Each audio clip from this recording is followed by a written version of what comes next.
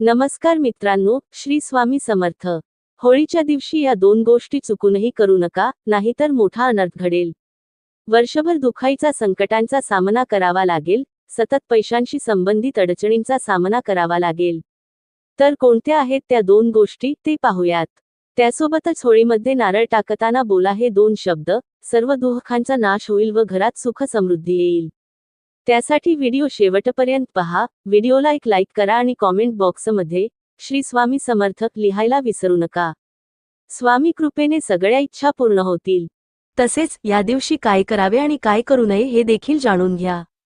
हिंदू कॅलेंडरनुसार यावर्षी फाल्गुन महिन्यातील पौर्णिमा तिथी सकाळी 10:35 सुरू होते आणि दुसऱ्या दिवशी म्हणजे मार्च 14 रोजी दुपारी 12:24 पौर्णिमा संपणार आहे। त्यामुळे होळी दहन मार्च 13 रोजी केले जाईल। मार्च 13 रोजी रात्री 11:26 पासून ते 12:30 पर्यंत होळी दहनाचा शुभ मुहूर्त असणार आहे। त्यामुळे होळी दहनासाठी एकूण 1 तास 4 मिनिटे उपलब्ध आहे। तर दुसऱ्या दिवशी मार्च 14 रोजी रंगपंचमीचा सण मोठ्या उत्साहात देशभरात साजरा केला जाईल। होळी दहनाच्या दिवशी काय करावे? होळी दहनाच्या दिवशी सकाळी सर्वात आधी होळीची पूजा करण्याची प्रथा आहे। ही पूजा नेहमी शुभ मुहूर्तावर करा। या दिवशी व्रत किंवा उपवास देखील करता येते। तसेच होळीच्या दिवशी घराच्या उत्तरेकडील दिशेला तुपाचा दिवा लावा। ज्योतिषशास्त्रात असे म्हटले आहे की असे केल्याने घरात सुख समृद्धी आणि शांती येते। तसेच होळीच्या दिवशी पूजेमध्ये मोहरी, तीळ, 11 शेणाचे गोळे, तांदळाचे दाणे, साखर आणि गव्हाचे दाणे वापरा। पूजा केल्यानंतर होळीच्या भोवती 7 वेळा प्रदक्षिणा मारा। त्यानंतर मग ते जाळून टाका। या दिवशी गरिबांना दान करा, कारण होळीच्या दिवशी दान करणे शुभ असते। होळी दहनाच्या दिवशी कोणत्या दोन गोष्टी करू नयेत ते पाहूयात। होळी दहनाच्या दिवशी चुकूनही कोणालाही पैसे उधार देऊ नका। ज्योतिषशास्त्रात असे म्हटले आहे की जो कोणी या दिवशी कर्ज देतो त्याच्या घरी येणारे आशीर्वाद थांबतात। होळी दहनाची पूजा करताना काळे किंवा पांढरे कपडे घालू नका। पूजेदरम्यान हे रंग परिधान करणे अशुभ मानले जाते। होळी दहनाच्या पूजेदरम्यान महिलांनी चुकूनही केस बांधू नयेत। मोकळ्या केसांनी होळीची पूजा करा। होळी दहनाच्या रात्री रस्त्यावर पडलेल्या कोणत्याही वस्तूला हाताने किंवा पायाने स्पर्श करा। या दिवशी जादूचा धोका जास्त असतो। नवविवाहित महिलेने तिच्या सासऱ्याच्या घरात पहिल्या होळीला होळी वाहनाचा अग्नी पाहू नये, हे अशुभ मानले जाते। होळीच्या दिवशी आवर्जून करा या गोष्टी।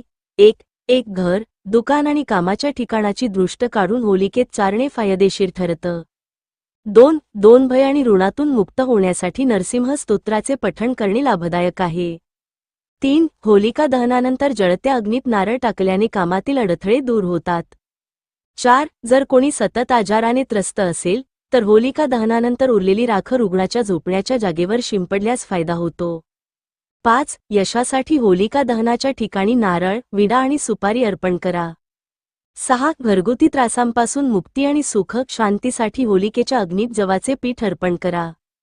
7. होलिका दहनाच्या दुसऱ्या दिवशी भस्म घेऊन लाल रुमालात बांधून पैशाच्या जागी ठेवल्याने फालतू खर्च थांबवतो।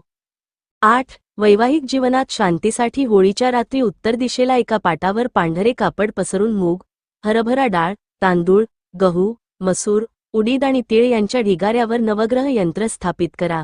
यानंतर कुंकू तिलक लावून तुपाचा दिवा लावून पूजा करावी।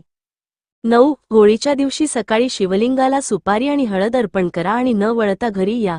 दुसऱ्या दिवशीही हाच प्रयोग करा। 10. होलिका दहनाच्या दिवशी होलिकेत स्वतःवरून काढलेले उठणे जाळल्याने नकारात्मक ऊर्जा दूर होते। 11. वाईट नजरेपासून बचाव करण्यासाठी शेणात जवस, आरसी आणि कुश मिसळून लहान उपला बनवून घराच्या मुख्य दरवाजावर टांगवा।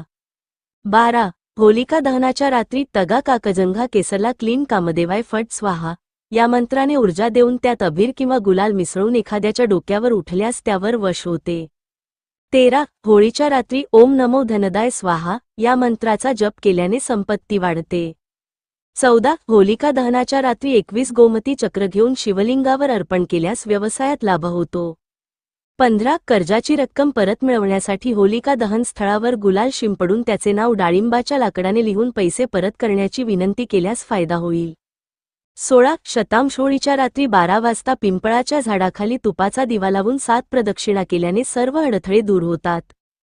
17. होळी पेटवताना गोमती चक, कवड्या आणि बत्ताशे स्वतःवरून ओवाळून फेकल्याने जीवनातील प्रत्येक अडथळे नाहीसे होतात। 18. होलिका दहनाच्या दिवशी संध्याकाळी मुख्य दरवाजाच्या उंबरठ्यावर लाल गुलाल शिंपडा. पिठाच्या 2 मुठी तेव्यात थोडे मोहरीचे तेल टाका आणि ते जाळून टाका. समस्यांच्या सोडवण्यासाठी प्रार्थना करा.